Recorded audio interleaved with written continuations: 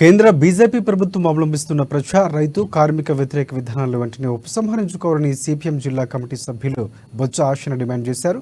మోదీ సర్కారు విధానాలను నిరసిస్తూ ధర్నా చేపడుతున్న పంజాబ్కు చెందిన యువ రైతు మృతి పట్ల పార్టీ శ్రేణులు ప్రగాఢ సంతాపాన్ని వ్యక్తం చేశారు. కేంద్రం తీరుకు నిరసనగా స్థానిక సుందరయ్య భవనం వద్ద కేంద్ర ప్రభుత్వ దిష్టిబొమ్మను దగ్ధం చేసి నినాదాలతో హోరెత్తించారు.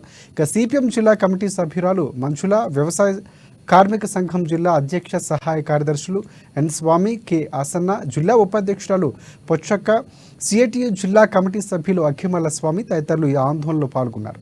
బీజేపీ ప్రభుత్వం అధికారంలోకి వచ్చిన 10 సంవత్సరాల నుంచి రైతులకు తీరని అన్యాయం చేస్తుందని వారు ఆరోపించారు. పెట్టుబడిదారులకు, కార్పొరేటర్లకు అనుకూలంగా వ్యవహరిస్తుందని మండిపడ్డారు. రైతుల హక్కుల కోసం పోరాటం చేస్తున్న హర్యానా యువ రైతు మృతి పట్ల సంతాపం ప్రకటించారు. వెంటనే బాధిత కుటుంబాన్ని ఆదుకోవాలని డిమాండ్ చేశారు. కేంద్రంలో బీజేపీ ప్రభుత్వము మరి పంజాబ్ యువ రైతుని మరి హత్య చేసిన సందర్భంగా ఈరోజు బ్లాక్ డేని మరి రాష్ట్రమంతటా నిర్వహించుకోవడం జరుగుతుంది. దాంట్లో భాగంగా ఈరోజు ఆదిలాబాద్ జిల్లా కేంద్రంలో మరి ప్రభుత్వ దిష్టి బొమ్మను దగ్ధం చేయడం జరిగింది. ఒకటే ఉద్దేశము, ఇవాళ రైతులు పెద్ద ఎత్తున ఢిల్లీలో పోరాటం చేస్తున్నది సంగతి అందరికీ తెలిసిందే.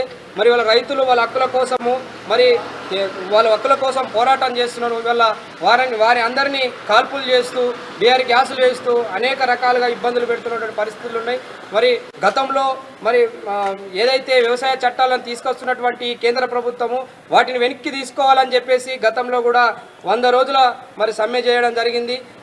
వాటిని యథావిధిగా అమలు చేయడంతో మళ్ళా రైతులు మరి ఆ చుట్టుపక్కల ఉన్నటువంటి రైతులంతా పెద్ద ఎత్తున మరి ఢిల్లీ ప్రాంతంలో మరి అల్లర్లు సంబంధించినది కేంద్ర ప్రభుత్వం చేస్తుంది. కాబట్టి ఇవాళ పంజాబ్లో జరిగినటువంటి ఆ యువ రైతుని చంపడంతో ఇవాళ పెద్ద ఎత్తున మరి ఈ యొక్క బ్లాక్ డే కార్యక్రమాన్ని నిర్వహిస్తున్నాము. ఇకనైనా ఏదైతే కేంద్ర ప్రభుత్వం ఆలోచించాలి. ఇవాళ రైతులకు అన్యాయం చేస్తున్నటువంటి పరిస్థితులు ఉన్నాయి. ఇవాళ రైతులకు ఆ చట్టాలు అమలైతే మరి అనేక రైతులకు ఇబ్బందులు ఏర్పడతాయి. కాబట్టి ఇవాళ రైతులు మరి పెద్ద ఎత్తున ఉన్నటువంటి ఢిల్లీలో